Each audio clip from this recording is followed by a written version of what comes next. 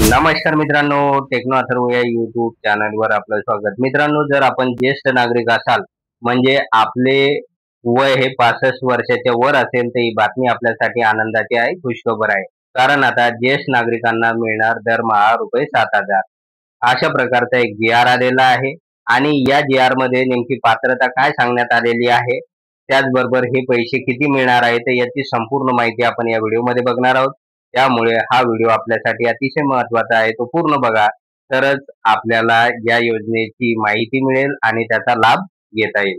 तर मित्रांनो, व्हिडिओला सुरू करण्यापूर्वी नेहमीप्रमाणे एक विनंती करेल, जर आपण या चॅनलवर नवीन असाल तर चॅनलला सबस्क्राईब करा, व्हिडिओला लाईक करा आणि हा व्हिडिओ जास्तीत जास्त लाभार्थ्यांपर्यंत शेअर करा. तर वेळ न घालवता व्हिडिओ सुरू करूया आणि बघूया ती बातमी.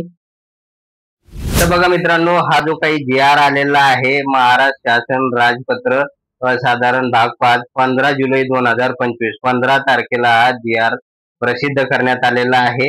महाराष्ट्र विधानसभेत व महाराष्ट्र विधान परिषदेत सादर केलेले विधेयक, जे विधेयक सादर करण्यात आलेलं होतं त्यावर आधारित हा जी आर आलेला आहे. आणि यामध्ये नेमकं काय सांगण्यात आलेलं आहे ते पुढे बघूया आपण.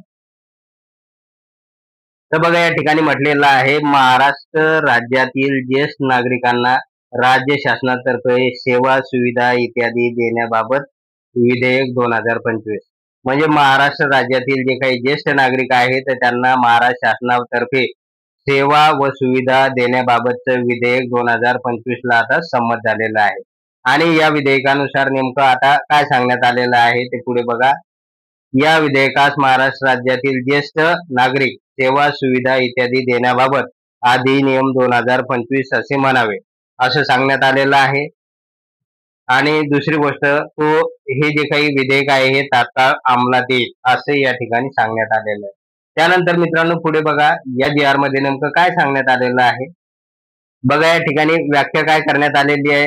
इतरत्र काही असले तरी ज्येष्ठ नागरिक म्हणजे महाराष्ट्र राज्यातील ज्या व्यक्तीचे पुरुष अथवा महिला वय 65 वर्षे किंवा त्यापेक्षा अधिक वय आहे अशा व्यक्ती, म्हणजे जे पुरुष किंवा महिला ज्यांचं वय 65 वर्ष किंवा त्याच्या पुढे आहे अशा सर्व पुरुष व महिलांसाठी आता ही योजना सुरू झालेली आहे. राज्यातील ज्येष्ठ नागरिकांसाठी राज्य शासन खालील सोयी सुविधा त्वरित उपलब्ध करून देईल.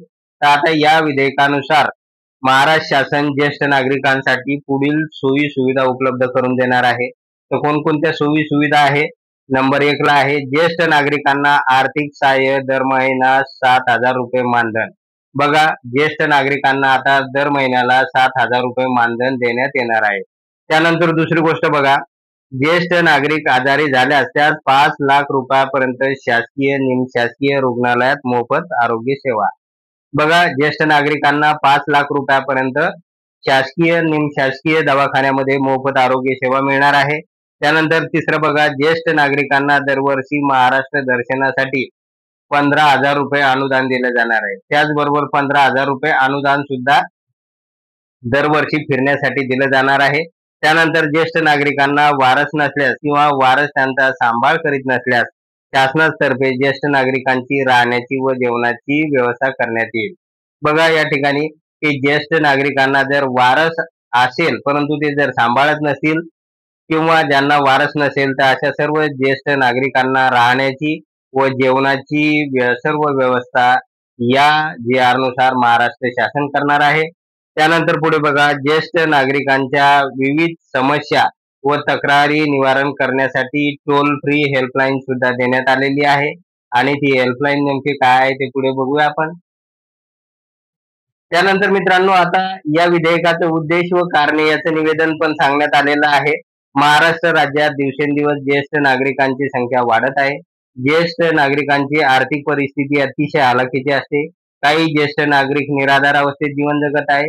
वृद्धापकाळात त्यांना विविध शारीरिक व्याधी जडलेल्या असतात. औषध उपचार घेण्यासाठी त्यांच्याकडे पैसे नसतात आणि त्यांना कोणतीही आर्थिक मदत मिळत नाही. तर बघा, या ठिकाणी जे ज्येष्ठ नागरिक असतात ते आर्थिकदृष्ट्या अतिशय हलाखीचं जीवन जगतात. काही ज्येष्ठ नागरिक निराधार अवस्थेत जीवन जगतात. वृद्धापकाळामध्ये विविध शारीरिक व्याधी जडलेले असतात, परंतु औषधोपचार घेण्यासाठी त्यांच्याकडे पैसे नसतात. त्यांना आर्थिक मदतही कोणी करत नाही. तर अशा प्रकारची ज्येष्ठ नागरिकांची परिस्थिती आहे। अशा परिस्थितीत 70 वर्षावरील वृद्धांसाठी केंद्र शासनाने प्रधानमंत्री आयुष्यमान वय वंदन योजना, रेल्वे तर्फे 60 व त्यावरील वर्ष वय असलेल्या महिलांना रेल्वे तिकिटामध्ये 50% आणि 65 व त्यावरील वर्ष वय असलेल्या पुरुषांना 50% तिकिटामध्ये सवलत दिली आहे। राज्य परिवहन महामंडळाने ज्येष्ठ महिला व पुरुषांना तिकिटामध्ये 50% सवलत दिलेली आहे। बघा या ठिकाणी की ज्येष्ठ नागरिकांना रेल्वेमध्ये व राज्य परिवहन महामंडळाच्या ज्या काही एसटी बस आहेत त्याच्यामध्ये 50% सूट दिलेली आहे। ज्येष्ठ नागरिकांच्या वयाची अट वेगवेगळ्या योजनांसाठी वेगवेगळी आहे। प्रस्तावित योजनांसाठी कमीत कमी 65 वर्ष पूर्ण व त्यावरील वर्ष वयाची अट ठेवणे आवश्यक आहे।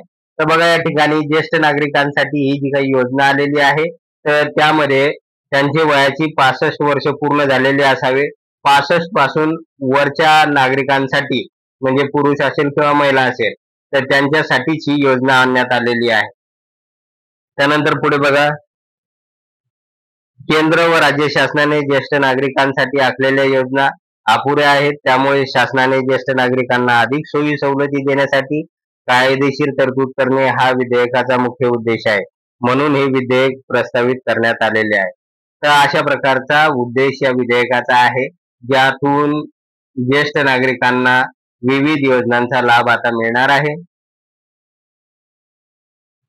त्यानंतर पुढे बघा मित्रांनो, वित्तीय व्यापन विधेयकाच्या खंड 3 अन्वये 65 वर्षे पूर्ण करणाऱ्या राज्यातील ज्येष्ठ नागरिकांना मानधनापोटी दर महिन्याला 7,000 रुपये आर्थिक सहाय्य, 5 लाख रुपयापर्यंत शासकीय रुग्णालयात मोफत आरोग्य सेवा, दरवर्षी महाराष्ट्र दर्शनासाठी 15,000 रुपयापर्यंतचे अनुदान,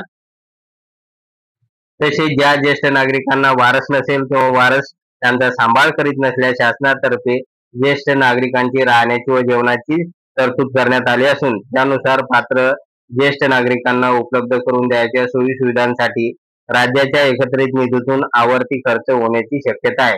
सद्यस्थितीत या अधिनियमावरील खर्च नमूद करणे शक्य नाही। तर बघा मित्रांनो, या ठिकाणी अशा प्रकारचा हा जी आर आलेला आहे आणि आता या जी आर नुसार ज्येष्ठ नागरिकांना दर महिन्याला 7,000 रुपये मिळणार आहे। त्याचबरोबर त्यांना दवाखान्याच्या खर्चासाठी 5 लाख रुपयाचा लाभ सुद्धा मिळणार आहे। त्याचबरोबर महाराष्ट्र दर्शनासाठी 15,000 रुपये दरवर्षी मिळणार आहे। तर अशा प्रकारे एक महत्वाची योजना आलेली आहे आणि आता ही योजना विधेयकाच्या स्वरूपात मंजूर झालेली आहे आणि लवकरच या संदर्भातील फॉर्म भरणे आता सुरू होणार आहे। तर मित्रांनो, जसे या संदर्भातील फॉर्म भरणे सुरू होतील त्या संदर्भातली माहिती अधिकृतपणे आपल्या YouTube चॅनलवर दिल्या जाईल। त्यामुळे जर अजूनपर्यंत आपण या चॅनलला सबस्क्राईब केलेलं नसेल तर चॅनलला सबस्क्राईब करा, व्हिडिओला लाईक करा आणि हा व्हिडिओ जास्तीत जास्त ज्येष्ठ नागरिकांपर्यंत पोहोचवा। धन्यवाद।